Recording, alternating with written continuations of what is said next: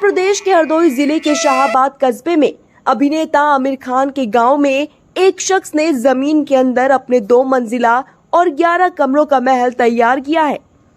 इस शख्स ने अपने हाथों से मिट्टी को काट काट कर लगभग 12 वर्षों में इस महल को तैयार किया है। वो इसको अभी बनाने का प्रयास कर रहे हैं। इरफान उर्फ पप्पू बाबा अपनी फकीरी के जीवन को इसी में व्यतीत कर रहे हैं। हरदोई के कस्बा शाहाबाद में अभिनेता आमिर खान का पुश्तैनी घर है और इसी इलाके के रहने वाले इरफान उर्फ पप्पू बाबा ने अपने गांव के ही एक ऊंचे मिट्टी के टीले को खोद खोद कर उसके अंदर 2 मंजिला महल खड़ा कर दिया है। इस महल के अंदर 11 कमरे और एक मस्जिद और कई सीढ़ियां, साथ ही गैलरी और बैठने के लिए बैठक भी बना डाली है। वो बताते हैं कि उन्होंने वर्ष 2011 में इसे बनाना शुरू किया था। तब से अब तक वो लगातार इसे बनाने में लगे हुए हैं।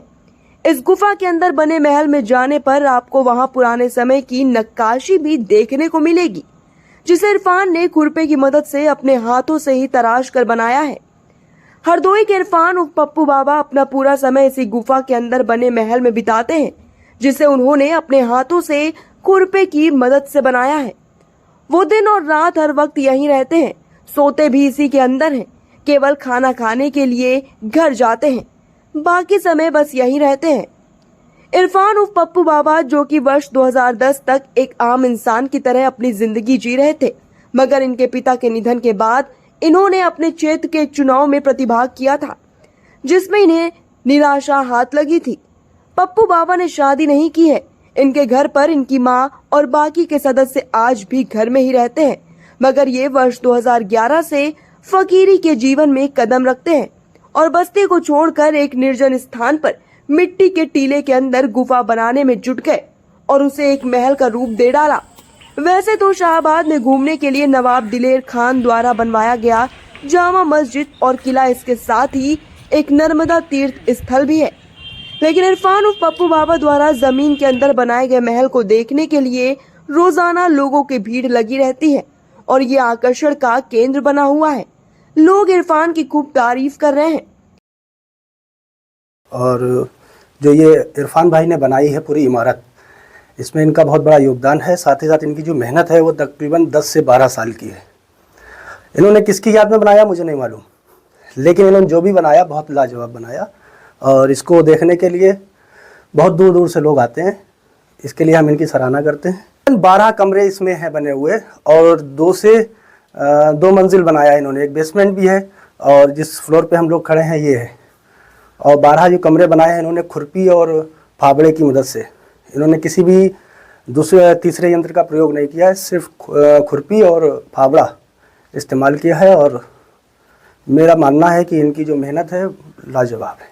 मोहम्मद फिरोज अहमद, मोहल्ला बुधवादार, शाहाबाद का रहने वाला हूँ। मैं यहाँ जो पप्पू भाई हैं, पप्पू भाई अल्लाह हिंदुस्तानी के नाम के से जो फेमस हैं और इन्होंने जो एक यहाँ पे एक इमारत बनाई है, ज़मीन काट काट के, खेड़े की ज़मीन है उसको काट काट के बनाई है और मैं उसी को देखने आया हूँ। इन्होंने बहुत लाजवाब मतलब बनाई है, 2 से 3 मंजिल नीचे काट के बनाई है और इसमें जो है इन्होंने तिरंगे का भी आकार दिया है, एक मस्जिद का भी आकार दिया है और इन्होंने एक रोशनी के लिए एक जो है विंडो भी लगाया है, मतलब इसमें 2 गेट दिए हैं और बहुत ही अच्छा, मतलब बहुत ही बेसी मिसाल बनाया है। और इनका जो है सहारा जो है करना चाहिए। इनकी मेहनत तो जो है बहुत ही रंग लाई है और इन्होंने 10 से 12 साल में ये काट के काम किया है। आज नहीं रही, बस ऐसे ही फ़कीरी का मन में ख्याल आया कि हर इंसान हर काम करता है। मैंने सोचा कुछ ऐसा करा जाए जो अलग हो।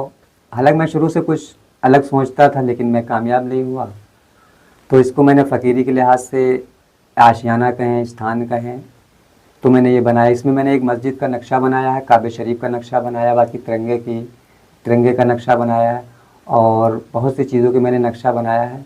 हालांकि किसी चीज़ की मैंने कल्पना नहीं करी, लेकिन हाँ उसको अगर देख कर सोचे तो कुछ ना कुछ कहीं पर नज़र आ रहा है।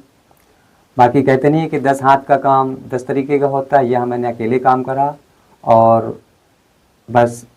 कितने कमरे वगैरह? लगभग 10-11 कमरे बोल सकते हैं, मस्जिद छोड़ के छोटे छोटे स्टोर कहें या कमरे कहें। बाकी आगे अभी काम बनाने का और विचार है हमारा। मैं सिलाई करता था पहले दिल्ली में, फिर मेरे पापा ने एक इलेक्शन मेंबरी का लड़ा तो उस टाइम कुछ मन में ऐसा ख्याल आया कि दिल्ली छूट जाएगी, छोड़ दी जैसे कि, बस फिर मैं यहाँ आके कुछ काम कारोबार करने लगा, नहीं कामयाब हुआ। फिर मैंने एक इलेक्शन लड़ा मेंबरी का, मैं उसमें भी हार गया। उसके बाद में मन में ख्याल आया कि फ़कीरी का कुछ, तो बस कहते नहीं, पहली बात तो ये मेरे लिखी थी, लेकिन फिर कुछ इच्छा में आया तो मालिक की तरफ से ये समझते हैं तो तोहफा है, ये जो भी दिया है।